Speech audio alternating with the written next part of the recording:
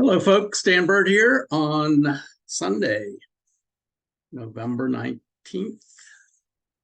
We're heading into Thanksgiving week. Zuber is still on his cruise, so I'm going to do the solo today. I'm just going to have one video, but we have quite a few things to talk about. So he should be somewhere. He's doing a river cruise, and I've done that cruise. I've done from Amsterdam to Budapest, and he's doing the opposite. So I think they left on Saturday or maybe Friday, which means they are probably getting ready to make the turn off the Danube onto the Main River. And it's interesting because the Main River has something like 142 locks because it actually takes them up into the Alps and then down the other side to get to Amsterdam. So it's pretty interesting going through those locks. They usually do it at night. So every night you hear the boat hitting the sides of the locks as it goes up and down. It's pretty cool, actually. So I hope he's having a good trip. Let's talk about what the market's doing. I'm going to share my screen here. Still having a pretty good week, although this week things actually went sideways, which is what I talked about on Wednesday and kind of what I expected last week.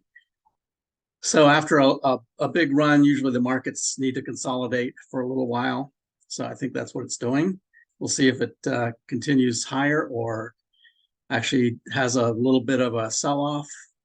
I'll show you some of the concerns that I have right now as we look at the charts. So right now, IBD, as of 11:15, market and confirmed uptrend. They just changed the exposure from 80 to 100%. So very, very bullish. And then this is the homepage of my website. If anybody's interested in getting the newsletter, just click on this button right here. You can get it without registering, but if you want to get an alert each week, then you should at least register your email, which can be done down here at the bottom. $0. You can just register your email and you'll get a reminder. I did get a really nice comment from a subscriber. Came through today. It says, I'm totally amazed at how you present such difficult information in a very easy to understand manner, which I really appreciate because I hope that I'm communicating effectively, that people understand some of these technical education that I like to go through. So that it helps me to really know what is going on in the market. You also offer options and possibilities for the future. Grateful for your partnership and fortunate continue to receive your excellent weekly updates. So really appreciate when folks send me those unsolicited emails about how this has helped them. This really started off as just friends and family. I've been doing this for 20 years and started off just sending a note to my friends and family about what I'm seeing in the markets. And then as I started working with Zuber on his channel for the last 2 years, folks have been joining as a result of that. So that's why I created this website, to make things a little bit easier. Without a registration or a subscription, you can get to this main page right here, which actually includes some of these charts. So I want to look at the S&P chart here, and I'm going to spend some time in the S&P and look at this from a number of different angles to try to get a sense for where we might be headed. So the first thing that you'll notice is this nice run from the end of October. This happened last year too, by the way. So October a lot of times is what they call a bear killer. So we took off right in the last couple of days of October, went up and broke out of this resistance level and broke out of the trend line here. But we actually created a gap. So there's a gap here between roughly a little above 4,400 to 4,450. And stocks a lot of times like to fill that gap. Now, you don't know when that's going to happen, but it could be 2 months from now or 3 months from now. But I'm just watching this to keep it open. You can see how it's kind of gone sideways the last 3 days after this really nice run up. So that's a consolidation of the gains. It oftentimes, when it goes sideways like this, that's actually very strong, that it hasn't come down much from there. So using consolidation theory, we take it from basically this resistance right here, which is about 4370, up to about 4,500. It's about 130 points. So if you add that to this area here, you get about 46, a little above 4,600, which is where the next major resistance is. If we can break through that, then we have a really good chance of hitting all-time highs by the end of the year. However, there might be some concerns here in the short term to see what we're going to do before that run occurs. And part of that is this gap right here. So I'm watching that. The other thing is that a lot of the momentum indicators are getting to overbought territory. Now they can stay overbought for quite a while. As you can see back here, became overbought, but actually stayed overbought for quite a while. So we'll see what happens, but things are in an area now where it would be actually healthy for the market to have a pullback, maybe back down to the 4,400 area before we take off again.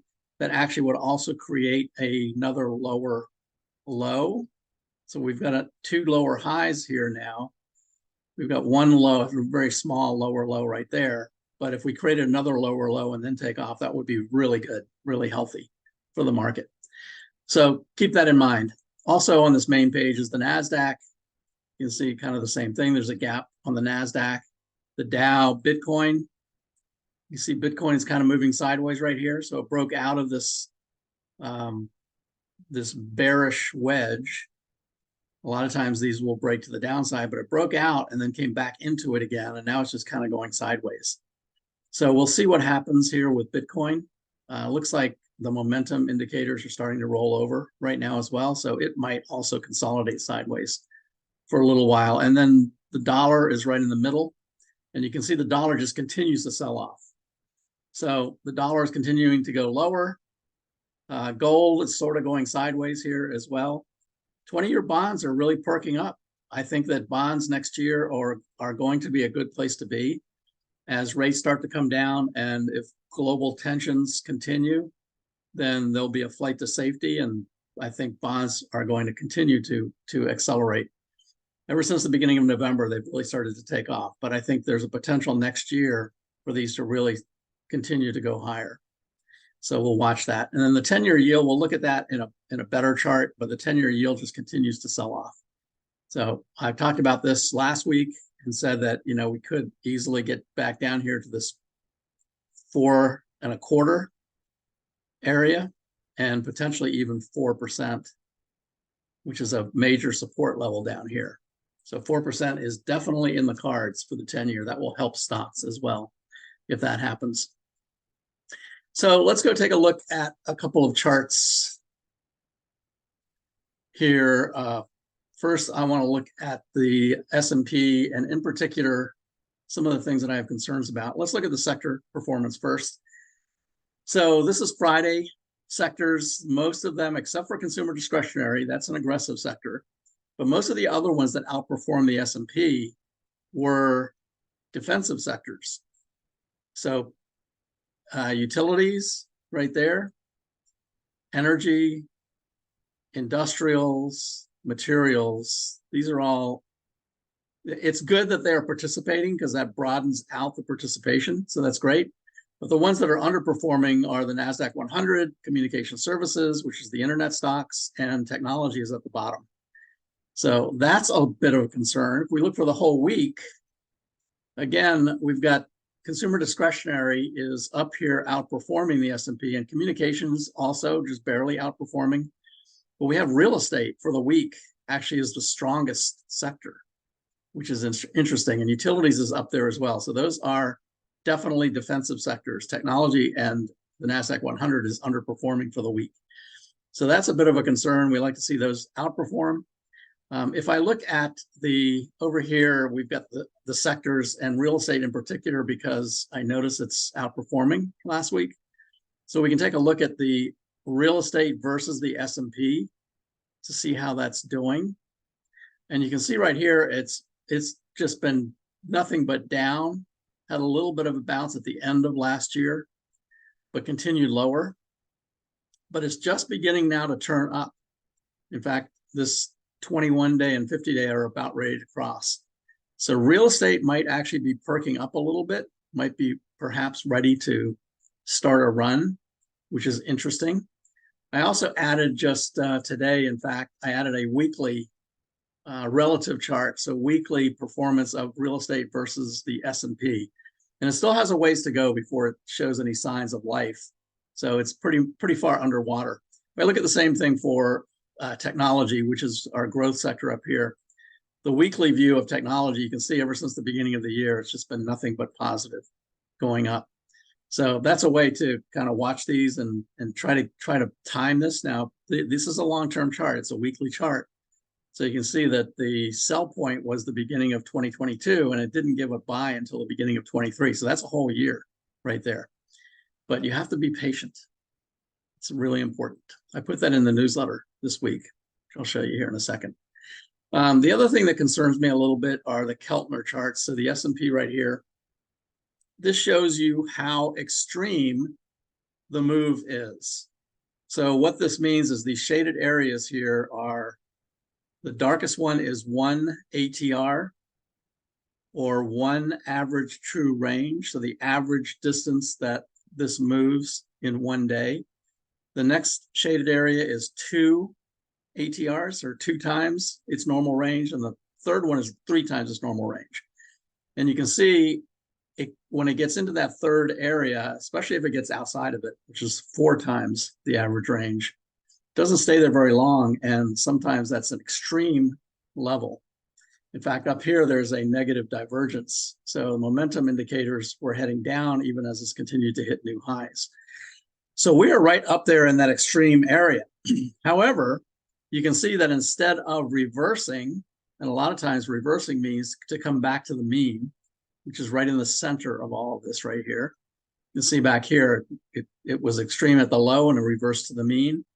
Extreme at the low, reversed to the mean, and just continued to go higher. So if this does reverse, it may come back down here again to the 4,400, 4,375, 4,380 to 4,400, roughly is where the middle point is. But you can see it's actually just going sideways. So even though it is overextended, which is a concern, it still is hanging in there. So it's still just kind of going sideways. I kind of have a feeling it's going to reverse and probably sell off a little bit. You can see the gap that we've got to fill down here to 44.25. So that big gap is something that I'm watching. The other thing to take a look at is on the S&P in particular, if we look at seasonality for the SPY, you can see seasonality usually is really good in November and December as well. So these are times of the year when we actually might continue to go higher. I think we will continue towards the end of the year. If we look at Stock Traders Almanac, in particular for November, so here's the week that we're in right down here, Thanksgiving week. And because a lot of the big traders are taking the week off, a lot of times there could be a lot of volatility this week because the market makers just aren't paying much attention. So we'll see. It could just go sideways, which is what I think will probably happen. It could go slightly downwards. But notice what happens on Friday, which is a half-day trading. That is a bullish day. Monday is a bullish day. And Wednesday is a bullish day. So historically, usually the week after Thanksgiving, and usually the Friday, that's Black Friday and Cyber Monday, usually the week after Thanksgiving is usually a pretty bullish week. So we'll see if perhaps we can resume the rally into the end of the year as a result of that. Now, if we look at, again, Stock Traders Almanac, I haven't put these in the newsletter yet, but I probably will next week, just before December starts. But take a look at the NASDAQ pre-election years. This goes back to 1971. You can see the blue line is the pre-election years. That's what we're in right now. And you can see the purple line is what we have actually done. So we overachieved, and then we came right back to what the normal point is in October.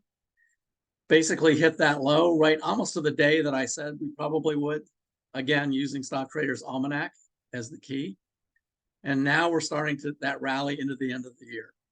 So that's for the NASDAQ, and the S&P down here looks the same.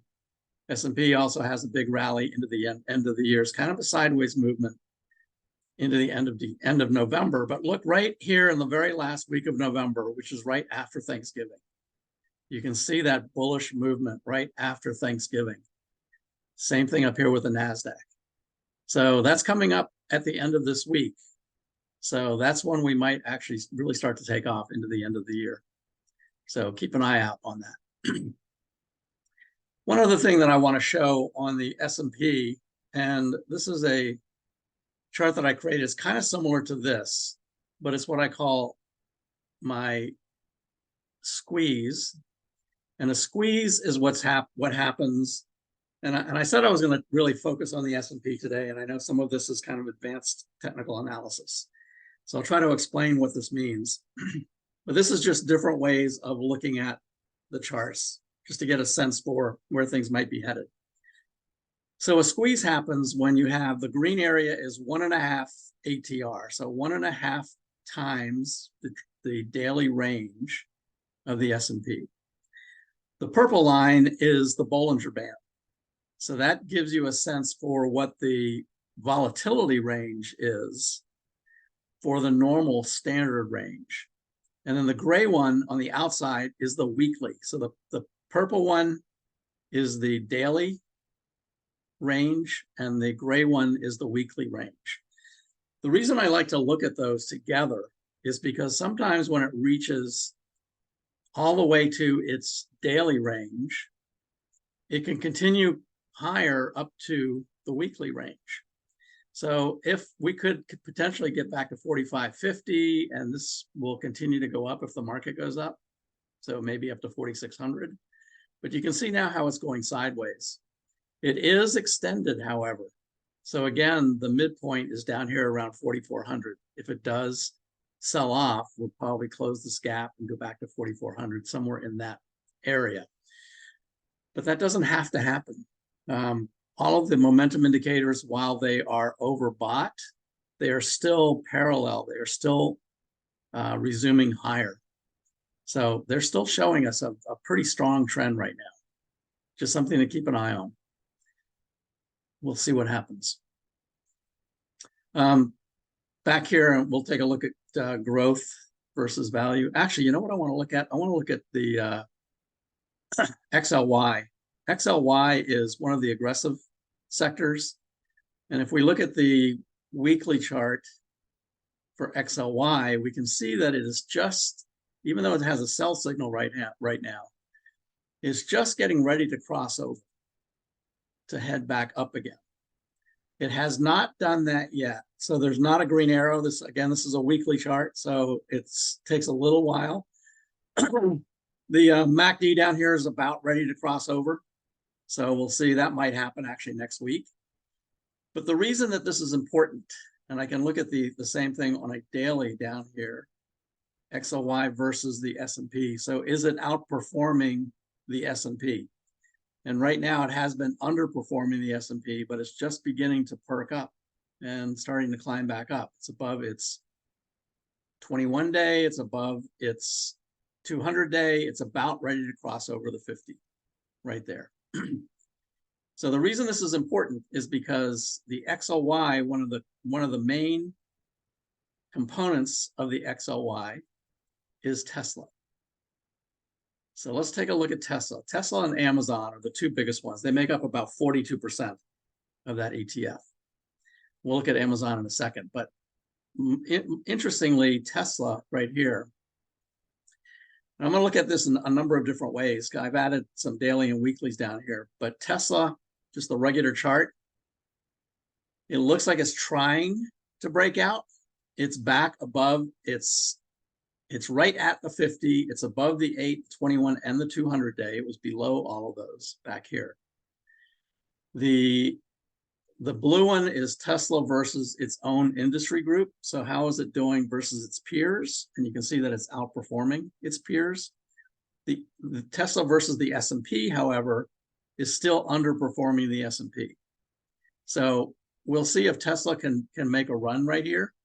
But the other thing to look at is these daily and weeklies where I've actually taken out the price. So we'll look at Tesla without price, just with the moving averages. And now you can see on a daily chart, again, it has not yet given a buy signal. The MACD hasn't crossed yet, and this green line has not yet crossed the red line, but it looks like it's trying to make a run. And if we look at this on a weekly, same kind of view on a weekly chart, now it is definitely in a bullish configuration. The MACD down here, this is the long-term MACD, is still above zero. And the shorter-term MACD is just beginning to go above zero. So while none of this with Tesla has indicated yet that it's really going to take off, and we have to be patient, we have to watch these, but don't try to anticipate it. But I would say continue to watch them, because what you want is to get into those at an early stage. So for instance, if we look at something like Meta on a weekly, you can see Meta cross over way back here, beginning of 2023, and it's just continued to go higher since then. You can look at the same thing on a daily for Meta. So again, it crossed over, it came back below right here, but then went back above it right here at the beginning of September and just continued to take off. So the reason to be patient when you're watching these kinds of things using technical analysis is you want to get in when the trend just begins. It doesn't have to be at the bottom. You don't have to get out at the top, but you want to try to catch 80% of the move. But in order to do that, you have to be patient. So you can't anticipate the move. You want to wait for the move to happen. If we look at the same thing with Amazon, which is also in the same sector as Tesla, Amazon has already started to move higher. You can see the MACD is crossed and the green has crossed the red. So it's just beginning to make its move. If we look at Amazon on a weekly view, again, you can see that it actually crossed over way back here, came back, and then you had another chance to get in right there, but it's already started higher. So it's already started to make a move. If we look at actually the Amazon chart, right here, you can see, you know, this area right here would have been the time to get in, right at the end of October. But it's continuing to go higher. It's outperforming the S&P down here, and it's outperforming its own industry group, which is the same one that Tesla is in. So Tesla, I think, is one to watch. It might be getting ready to make a run. If we look at NVIDIA, which reports on the 21st. So here's the chart for NVIDIA. You can see that ever since it hit this support line, and that's been a very strong support line right down here at about 400. Ever since it came down and hit that, it's just moved higher. I've mentioned before that NVIDIA has a history of moving higher into earnings. So that's what it's been doing. If we look at that on the daily and weekly for NVIDIA, you can see here, back here, beginning of 23 was the time to get in, had a great run. There's the trend all the way up until September. And then it took off again right here in the beginning of November. And if we look at that on a weekly for NVIDIA, again, we can see that the time to get in was back here at the beginning of 23, and the trend has just continued. This is just confirming the long-term trend. Yeah, you could have got out on the daily back here, but the long-term trend showed that it was still going up. So that's a pretty strong stock. Now, and I have all these Magnificent 7 over here, and I've added the Super Micro SMCI, which is also just beginning to start to take off again. You can see it had a great run back here, beginning of the year, and has just moved sideways since then. So this is one, if we look at the squeeze will show you these sideways movements, because that's what it's meant to do. It's meant to show you a squeeze. You can see how this is squeezed here. It's actually, the purple has actually gone inside of the green, which gives you this lime area. That means that it's coiling up like a spring, ready to take off. And it just continues to move sideways here. So volatility is very low on SMCI right now, but it very likely could take off to the upside at some point here soon. I also added Oracle, just to take a look at it. Oracle is another one that had a really strong run, went sideways, and then after earnings came back down, but it looks like it's starting to try to get back up again. So that's where things are right now. A lot of those charts that I added over here actually came from what I talked about last week, the Turner Capital strategy for market timing. where they take the total Vanguard total market index. And actually, I created some similar charts down here. By the way, I actually talked to Mike Turner this week. He called me and we had a really nice conversation for about 45 minutes. And I showed him what I've done with his method. And I also wanted to get his approval to put his link right here on my site. I am not a financial planner or a money manager, so I can't put your money to work doing this. I can certainly put my own money to work, but Turner Capital, they do this for a living. So this is basically the process that they take. And I showed him these same charts here where I created a daily and a weekly without price. So if we look at the total market with a daily, you can see that it has just given a buy signal where this green one crosses over the red. And the blue ones here is where I would move to cash, not necessarily move to a short position, but certainly move to cash and then get back in on the green arrows. This is move to cash. This would be a short position right here. And we just got you can see down here with the MACD as well. We just got the green arrow. Now, one question that I've had from folks when I showed this last week, a couple of people said, well, what happened in through here, 2022? There were 3 times that this turned green. Why wouldn't those be buy periods? Well, the reason is because they are underneath this umbrella purple area, which is the 200-day moving average. So because it's still in a red zone, then you don't want to be getting in. You can see it turn red here, but even though these crossed over here, they were still under this overall 200-day moving average. So the buy signal didn't come until here, until this got out of this 200-day. And you can see it stayed above it ever since then. Came back and didn't breach it right there, stayed above it. We look at the same thing on by the way, the reason I like looking at this on a daily like this is because I can see the divergences. So here's a really good example of how powerful divergences are. Even as the price was making new lows in 2022, remember it hit the low in October, and that's when it just took off from there. Even though it was making new lows, on the MACD, which is a momentum indicator, momentum was drying up. Momentum was running out on the selling period. So that meant that the selling was about to end. And you can't see that as well on a weekly chart, which I'll show you in a second, but on a daily chart, it's very clear. So that's why as this started to move up, you could be more and more confident that this uptrend has resumed and is heading back up again. Again, if we look at this on a weekly schedule, you can't really see the divergences as well. On this one, you see here where the price was making new lows. The MACD was also making new lows. There was a MACD made a high here, but the price had already started making a high. So it's on the daily chart that you can see these kinds of things. Divergences are very powerful and usually very reliable.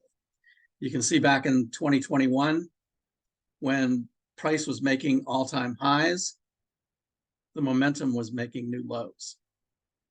So that was a bearish divergence, meaning the market was getting ready to roll over. So those are the kinds of things that I look for. And I haven't seen one yet. So that doesn't mean they always happen, but when they do, they're very reliable. So that's why I like to show the charts like this without price, with only the moving averages, because it can give you a really better way to identify the trend and also help you stay in the trend rather than getting kicked out too quickly. All right, so that's pretty much what I have for today. I think the market in general will probably move sideways. If I look at my market bias matrix, by the way, I update this every week on the website. It is continuing to go higher and higher. You can see there's a short term, a medium term, and a long term. By the way, the long term is when the 50-day crosses the 200-day. I talked about the article about the death cross, which is when the 50 crosses below the 200. This right here will show you if there's a death cross. So if this changes from bull to bear, like it did for the Dow, but only for one day, that is a death cross. So these down here actually have death cross, but they've been in these positions for quite a while now. The important thing to notice is that the short term continues to get more and more green over here. It's up to 77% now. The medium term now is also getting more and more green. It's up to 58%. And you can really see that over here in the chart. So the orange line is the short term. You can see how it just took off way back here. The medium term continued to go lower, but then it started to catch up. So the medium term now is starting to catch up. And then the next one behind that will be the long term. So the long term now should start to catch up as well. So all of that are indications that the market is going to continue to rally. You can see that there's more greens up here than there was back here. Back here there was reds and yellows. Now there's greens and yellows. So all of that gives me a really good feeling that the market is going to continue to rally higher. If you're interested in the newsletter, again, just go to breakpointtrading.net. Click here and you can get the free newsletter every week. It's usually out by about noon Eastern time. One thing that I added is, and I put this in the newsletter this week as well, if you just click on that button, you can get earnings, what's coming up. And if I look at the NASDAQ 100, these are the earnings into the end of the year. So we have Zoom on Monday, Autodesk on Tuesday, NVIDIA on Tuesday after the market, Zscaler the 27th, CrowdStrike, Workday, so all these Marvell, Broadcom is coming up on December 7th, Adobe, and it shows you whether it's after the close or before the open, Costco right there on December 14th, and then into the end of the year with paychecks on the 21st. So that's just a really quick way, and you can do this, you can sort this by large cap if you want, small cap, mid cap. This gives you the actual companies that are reporting. I like to just do the NASDAQ 100 because those are usually the growth stocks, technology stocks. Typically, this is going to be a big one, NVIDIA on the 21st, after the close on Tuesday. So keep a watch on that one. We'll see what happens. If we look at one last thing, I know I said I was done, but if we look at NVIDIA over here, I showed that it continued higher. Yeah, I think I showed this.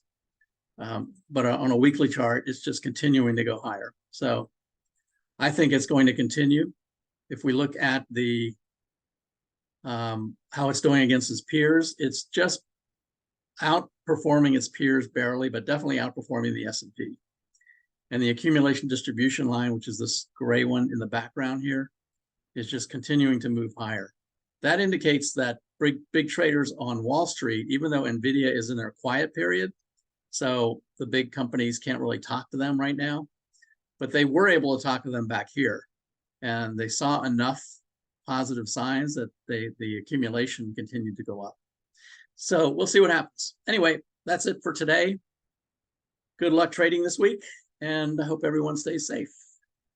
And have a happy Thanksgiving too. Take care.